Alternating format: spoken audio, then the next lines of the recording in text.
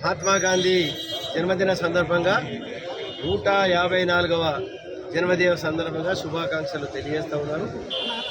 మహాత్మా గాంధీ ఈరోజు మనకు భారతదేశానికి అహింసా పద్ధతిలో మన స్వతంత్రము సిద్ధించడం జరిగింది. మరి ఆ మహాత్మా గాంధీ కన్నటువంటి కళలను గ్రామ స్వరాజ్యం రావాలని చెప్పి వారు కోరుకున్నటువంటి యొక్క మరి విషయాన్ని ఇలా భారతదేశంలో ఒక తెలంగాణ రాష్ట్రం ఏకైక రాష్ట్రము గ్రామ స్వరాజ్యము రావడం జరిగింది.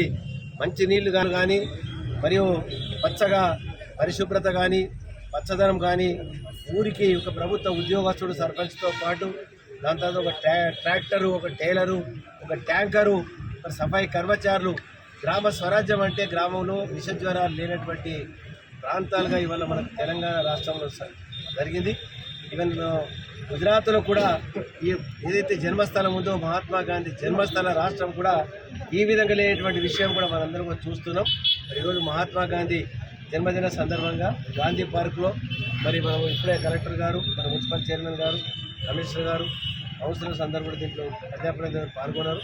అట్మాస్ఫియర్గా ఇక్కడ తీసిపెట్టినట్టయితే కూడా బాగుంటుంది. మనకి ఇప్పుడే మన కేటీ రామారావు గారు, గౌరవ ముఖ్యమంత్రి గారు మరి నిధులు బ్రహ్మాండంగా ఇచ్చారు.